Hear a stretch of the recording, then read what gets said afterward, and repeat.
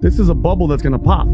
So they reported that they had 353,000 jobs. And then quietly in the middle of the night, midnight, Barron's breaks it. Report saying they were way off, and the government indirectly, slowly corrected themselves after having made the announcement that they had 353,000 jobs, which makes the government look away. Till we show the numbers here on this one. Very interesting. Americans are raking up phantom debt, multiple job holders, primary job, full-time. Wait till you see the numbers. Record-breaking number. Tom will show you. Another stat came up that we have to talk about this. Remember during COVID when they were saying, look, American savings is at the highest it's ever been, $2.1 trillion in savings, and they're paying off their debt, and you're going to see people's credit card debt is going away. This is actually a good idea, UBI. And we said on the podcast, let's just wait a few years and see what American people do with their money. Because if there's one thing we know is that majority of the population does not know how to save. Majority of the population, they're professionals at spending money. But this data will absolutely shock you when we show it to you. Percentage of U.S. mortgages considered seriously underwater rises.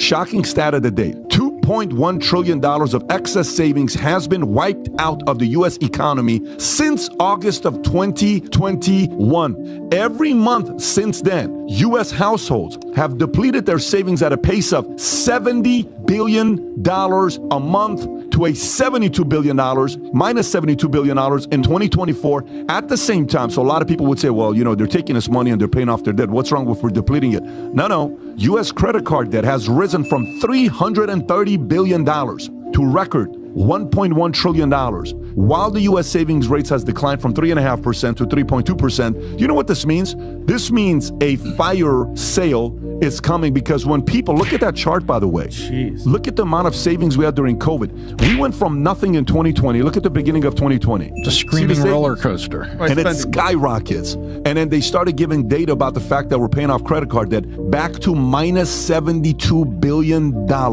is where we are. And obviously the buy now, pay later stuff is not helping out. But when somebody runs out of cash and savings, guess what comes next? Sale. A fire sale. And I'm going to talk about some of the other data that Tom's got a lot of commentary to give on this. But Tom, what do you think about when you shared this with me that I was blown away by this? Go ahead. I've been seeing this coming, and this has been really scary. And what it means is, as COVID stopped, you have to look at the emotion of the consumer. As COVID stopped, you can come back out and play, you can travel, you can go to restaurants and things like that. And people got jobs back at restaurants. Those weren't new jobs. They just went back to old jobs.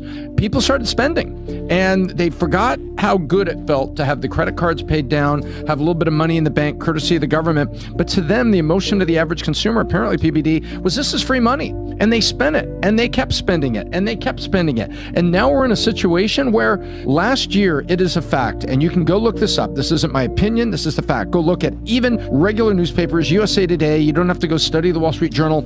It was saying that the American consumer last year saved the economy in 2023 by spending on GDP. We bought things, we bought plane tickets, we bought tickets to Disneyland, which I never go to. We did all kinds of things like this.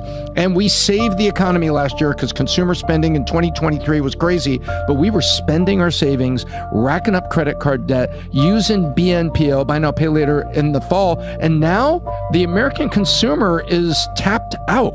Not completely tapped out, but they're pinched. So what comes next? How is the American consumer going to help the economy? The answer is they can't. Maybe defense spending can, but not them. Tom, this doesn't include their 401k savings. No. This is purely cash, checking account, saving account. That's the other part of the emotion, is the stock market did pretty good last year. So most people probably talking to their HR department, hey, how's our 401k? You know, the average investment fund? Oh, it's pretty good. We had a 22% year. So that probably is a deception, because you see your 401k, hey, honey, my 401k was up 20% at work. Isn't that pretty cool?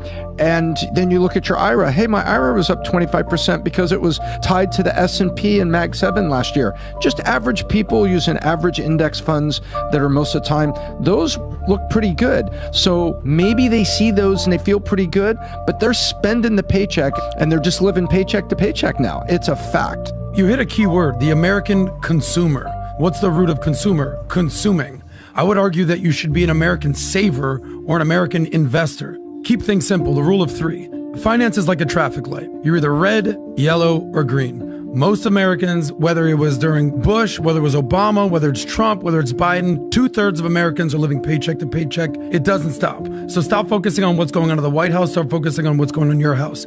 Most Americans are in debt. They're living paycheck to paycheck. They're trying to save that money, but they can't get out of their own way. Then when you can start saving that money, save 10 grand. Amazing. Half of you are like 10 grand. How to get there? The other half are like 10 grand. I got 300 grand in the bank. But very few people are able to do that. Once you can get to green, you can become an investor. Last point, it's called personal finance for a reason. It's called personal responsibility for a reason. It's called self-reliance for a reason, because it's on you, bro. You know, they say 80% of the people don't care about your problems and 20% of the people are happy you have them. Save that money. It's a great point there. And by the way, when you think about the basics of money, right, the basic principles of money, watch what happened here. So who else is going to be affected by this when you see savings going down? My dad, I've talked about this many times. My dad would say, listen, a man without savings is not a man. There's a part of a man that feels like he lost his manhood when you don't have savings. He said, always have money nobody knows you have. Not your wife, not your family, nobody. When we were about to go out of business, the insurance company, I had a money set aside that nobody knew about. That's what saved the business. I had $13,000 down to the last $13,000. If I didn't have that additional money, we are out of business. There is no Valuetainment. There is no PBD podcast. I'm probably selling gym memberships right now somewhere. Okay, I'll be one hell of a gym membership salesperson. Don't get me wrong. But here's the point. Savings-wise, watch what happens. How many people were begging to work from home? A lot of them. Well, when you give people cash and they pay off their debt and they're sitting at home and every company is worried about losing their employees, you can ask for work from home. But now savings is depleted. Guess what? What are you going to say?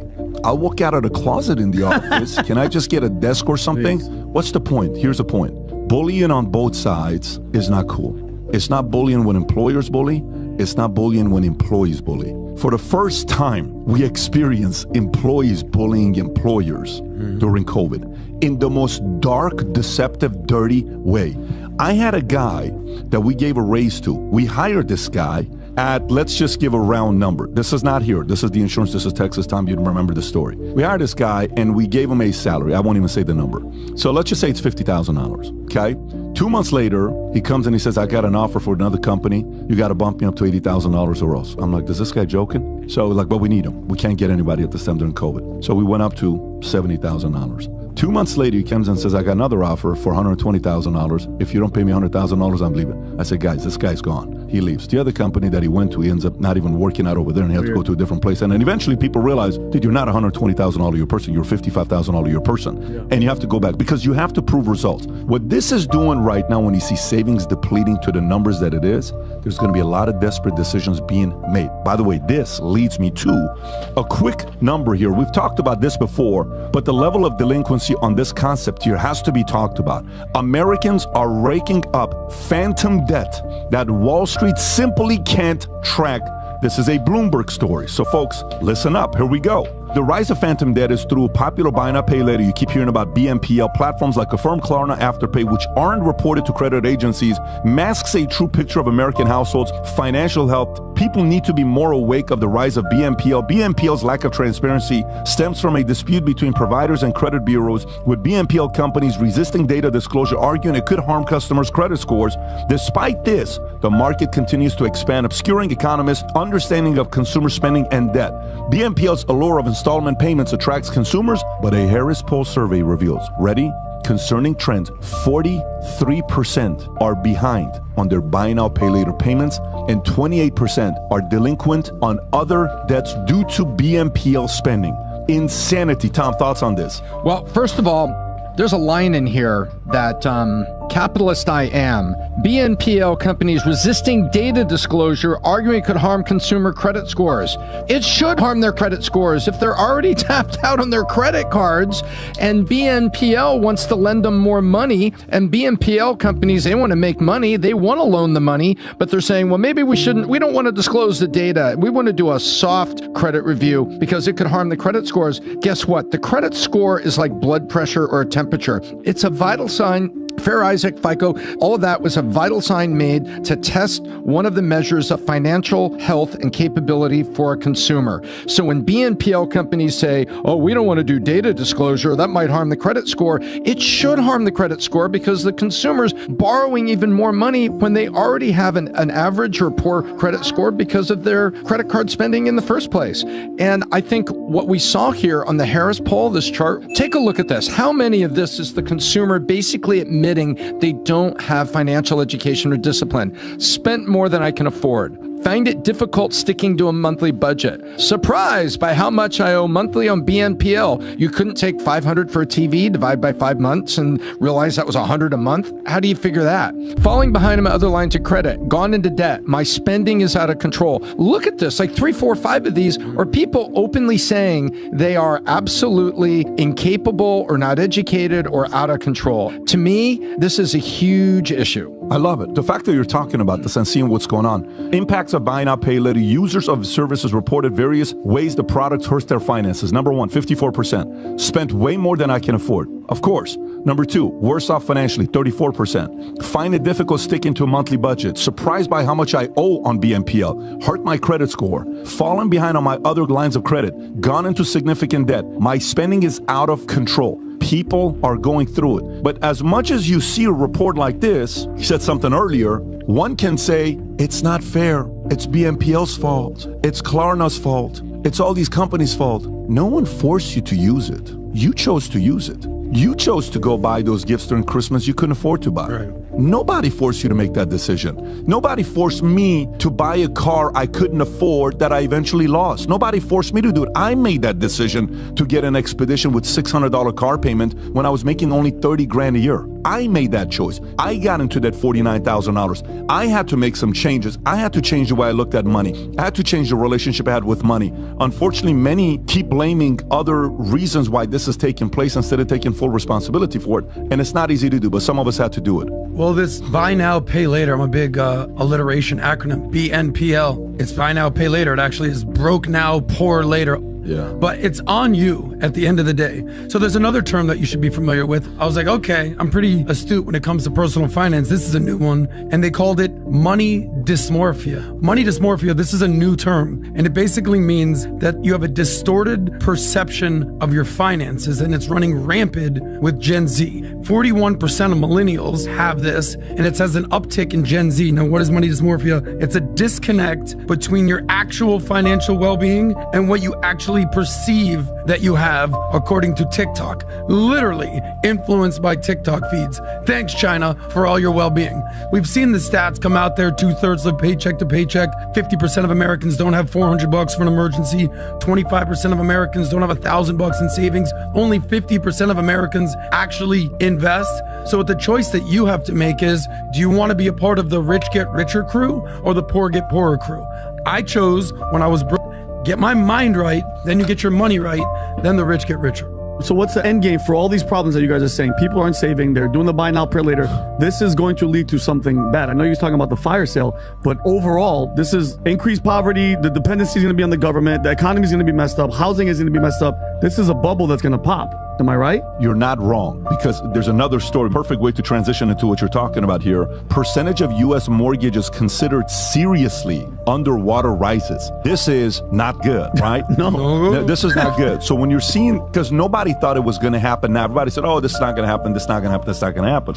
Seriously underwater mortgages in U.S. increased from 2.6% to 2.7%, with Kentucky experiencing a significant rise from 2% to 8.3%, followed by West Virginia up to 5.4%, and Oklahoma from 5.5 to 6.1. Louisiana and Wyoming had the highest shares of seriously underwater mortgages at 11.3% and 8.8%. The proportion of equity-rich mortgages declined to 45.8%, marking a 2-year low.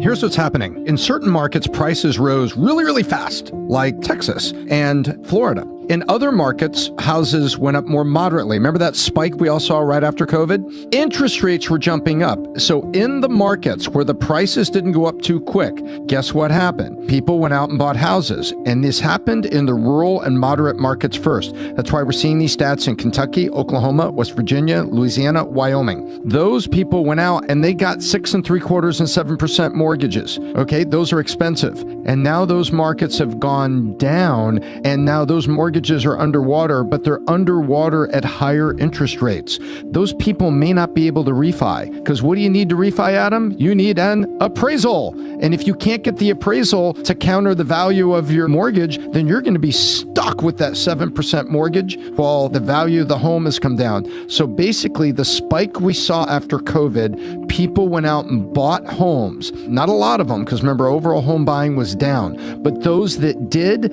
now that the prices are retreating, those mortgages are underwater, and the amount of equity overall in mortgages, that's an equity-rich mortgage. Oh, my mortgage is only 50% because I have all this equity in my house. That equity is coming down. So we're seeing a moderation in prices, and people are about to get pinched, and they're not going to be able to refi their way out of expensive mortgages. So underwater mortgage means you owe more on the mortgage than the house is actually worth. Translation, on paper, your down payment is gone. Oh, damn. That's not good. Like, let's say you paid $500 for a house and put $100 down, and you had a $400 mortgage. That means the house is $399. The house is worth $1 less than the mortgage, and on paper, that $100 you put down, bye-bye.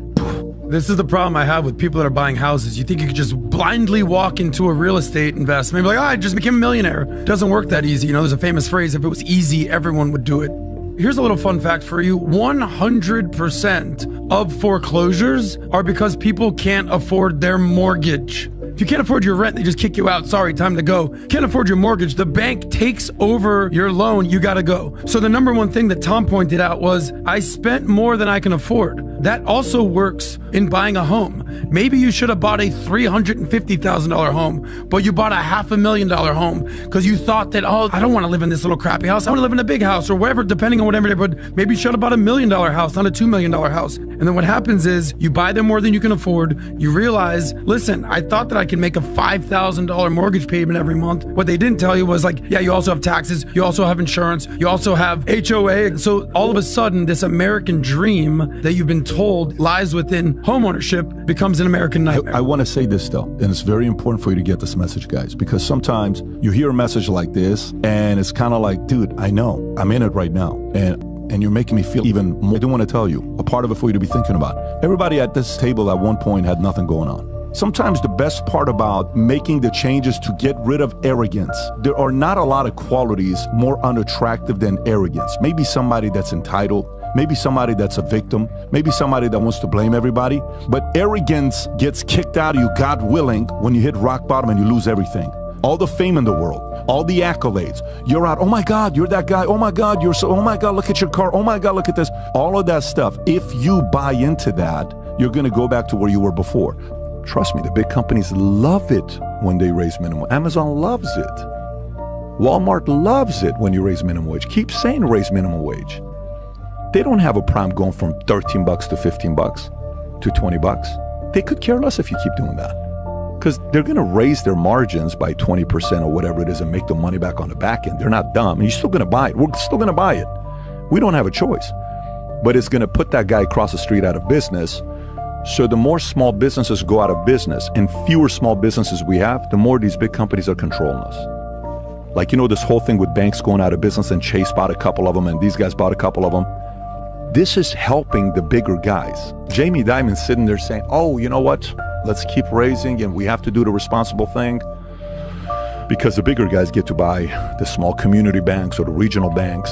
This favors them. So if you're watching this right now for yourself saying, man, what do I do with this? Everything starts off with habits. What are your daily habits, what you're doing, okay? What are you spending money on? Literally go take your credit card and your debit card with you and your wife, sit down and go line by line on what money is being spent on and cut them off. Go on your iPhone. Do you know on your iPhone you can go manage your subscriptions on your iPhone? Do you know how many of us have subscriptions that we no longer do anything with, that we haven't used for a year, 2 years, 3 years, but you're still paying $10 a month, $8 a month. It's an app you downloaded, you forgot about. There's $9.99, $14.99, $29.99. You can literally go on your phone to manage all the subscriptions that you're paying for. It's not a challenging thing to do. One must sit down and go through all the stuff they're spending money with. And then the tough part is, I'm talking to this one guy who at one point he was a stud in his business, what he was doing. He says, man, what do I do? I said, dude, if you got to do Uber 2 hours at night from 10 to 1 o'clock for the next 6 months, you got to do it. You got a wife and kids. Pat, you want me to do Uber? Nobody put you in this situation. You're in this situation. Yeah, you got to get out of it. You got to go Uber.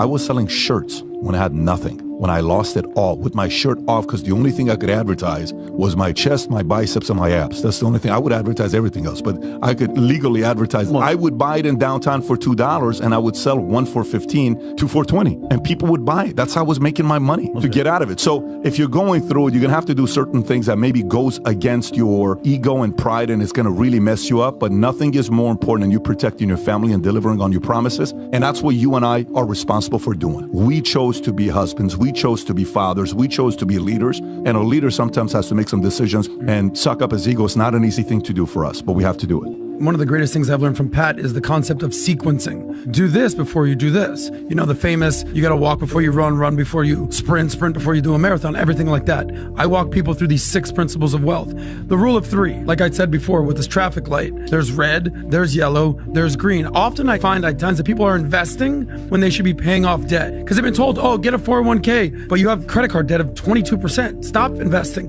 Hey, you should be saving, not investing right now. Hey, now's the time to invest. They're doing the sequencing all wrong, and it's just a matter of doing the things in the practical order. You have an income problem. Go do something with that. Increase your market value within your business. Go learn new skill set so you can bring more value to the company you're working with. You got to do something to take. Everybody's trying to increase their net worth, but they're not trying to fix their spending and they're not fixing their income. You need to increase your income.